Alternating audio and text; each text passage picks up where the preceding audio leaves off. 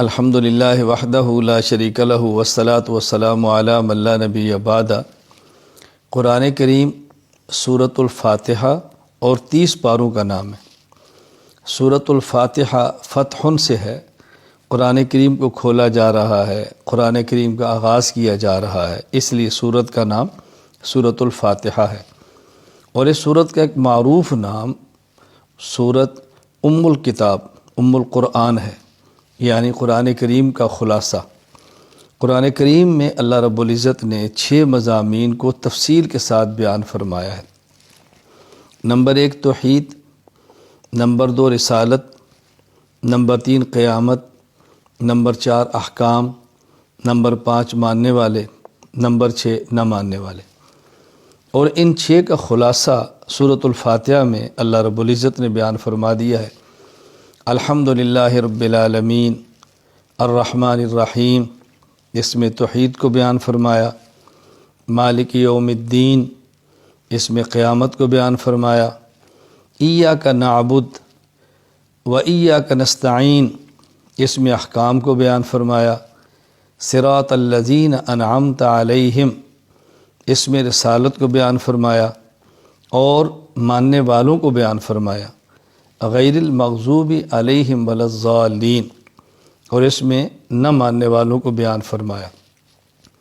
ماننے والوں کے لیے ایک ہی قسم کا لفظ لایا گیا، الذین انعمت علیہم، یہ اعتماد کرتے ہیں اور مانتے ہیں۔ اور نہ ماننے والوں کے لیے 2 لفظ لائے، نمبر 1 مغضوب، نمبر 2 ضال۔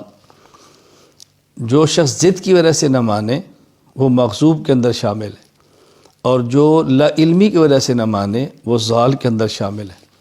تو دونوں قسم کا اللہ رب العزت نے ذکر فرما دیا۔ سورۃ البقرہ، بقرہ کو عربی زبان میں گائے کو بقرہ کہتے ہیں، تو اس میں چونکہ گائے کا واقعہ ہے، قصہ ذکر کیا، اس لیے سورت کا نام سورۃ البقرہ ہے۔ اس میں سب سے پہلے حروف مقطعات ہیں، الف لام میم۔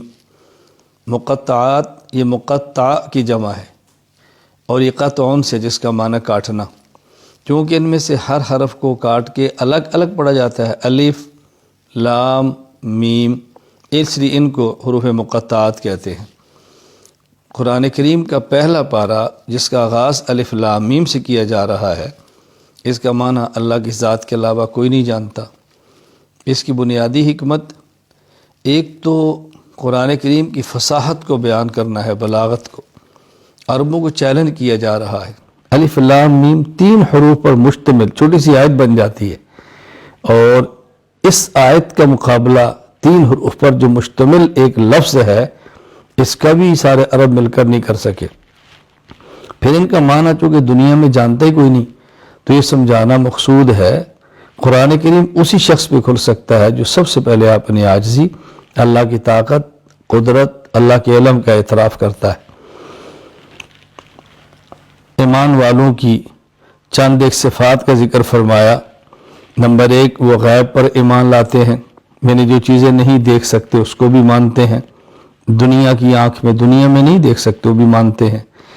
نماز کی پابندی کرتے ہیں، زکوٰۃ صدقات ادا کرتے ہیں، تمام آسمانی کتب پر ایمان لاتے ہیں، اور آخرت کی تصدیق کرتے ہیں اور یقین کرتے ہیں۔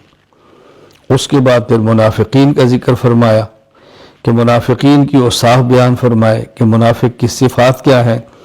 دھوکہ دیتے ہیں، حسد ہے ان میں، کبر ہے، مکر و فریب ہے، حرص اور لالچ ہے، سفاہت اور بیوقوفی ہے، اللہ تعالیٰ کے احکام کا تمسخر اور مذاق ہے، زمین میں فتنہ فساد پھیلاتے ہیں، جہالت ضلالت ان کا مقدر ہے، شکوک و شبہات پھیلاتے ہیں، اہل ایمان کا مذاق اڑاتے ہیں۔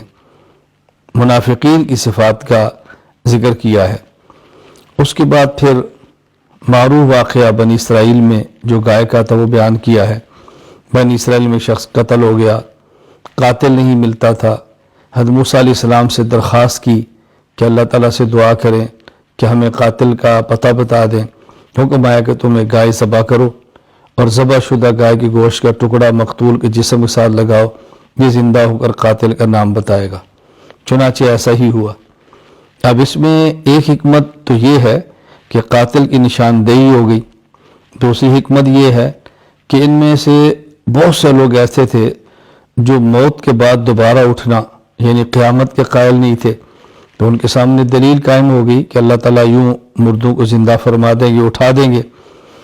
اور یہ لوگ بچھڑا یعنی گائے کے بچے کی عبادت کرتے تھے، تو بتا دیا گیا بھی یہ تو دیکھو قتل ہو گیا ہے، ذبح ہو گیا ہے، تو ذبح ہونے والا، قتل ہونے والا، مرنے والا یہ معبود کیسے ہو سکتا ہے؟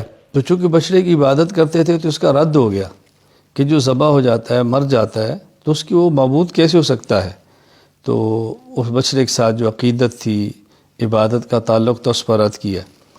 پھر اس میں حضرت آدم علیہ السلام کی خلافت کا ذکر فرمایا ہے۔ اللہ تعالیٰ نے سب سے پہلا شخص جو اپنا خلیفہ بنا کر دنیا میں بھیجا وہ حضرت آدم ہیں۔ آدم علیہ السلام کی خلافت کا بیان فرمایا، ملائکہ کے مکالمے اور گفتگو کا ذکر فرمایا، پھر یہود اور نصارہ کی عادات کو بیان کیا۔ ان کی عادات بد کیا ہیں؟ حق کو چھپا لیتے ہیں، خاتم النبی حضرت محمد صلی اللہ علیہ وسلم کی نبوت کا انکار کرتے ہیں۔ ان میں سے کئی لوگ بچڑے کی عبادت کر رہے ہیں، اور یہ لوگ نبی کے سمجھانے کے باوجود باز نہیں آئے اور تکبر کے ساتھ بستیوں میں داخل ہو رہے ہیں، حس کرتے ہیں، طمع کرتے ہیں، انبیاء کرام علیہ السلام کو ناحق قتل کرتے ہیں، اپنے ہاتھ کو بار بار توڑتے ہیں، قرآن کریم کا انکار کرتے ہیں اور آسمانی کتابوں میں تحریف کرتے ہیں۔ تو یہ چیزیں بیان فرمائیں۔ ان تمام چیزوں کے بیان کرنے کا مقصد کیا ہے کہ جو اچھے اوصاف ہیں مومنین کے اس کو ہم نے اختیار کرنا ہے، اور جو گندے اوصاف ہیں منافقین کے، یہود کے، نصارہ کے، اس سے ہم نے بچنا ہے۔ اچھی عادات کو اختیار کرنا ہے اور بری عادات سے ہم نے دور رہنا ہے۔ اس بارے کے آخر میں ابراہیم علیہ السلام کی ملت حنیفہ کا ذکر فرمایا کہ ابراہیم علیہ السلام حنیف تھے، باطل سے الگ تھے، حق کے ساتھ رہتے تھے۔ تو ہمیں بھی چاہیے کہ ملت ابراہیمیہ کا خیال کریں، اتباع کریں، یعنی باطل سے الگ رہیں، حق کے ساتھ جڑے رہیں۔ اور اس کا معیار کیا ہے؟ فَإِنْ آمَنُوا بِمِثْلِ مَا آمَنْتُمْ بِهِ فَقَدِ اهْتَدَوْا۔ حضور اکرم صلی اللہ علیہ وسلم کی تیار کردہ جماعت صحابہ، اہل بیت رضی اللہ عنہم اجمعین، بس وہ ہمارے سامنے نمونہ ہیں۔ ان والے عقائد، ان والے اعمال اختیار کریں تو سمجھیں آپ نے حضرت ابراہیم کی ملت کو بھی پہچان لیا اور اختیار کر لیا۔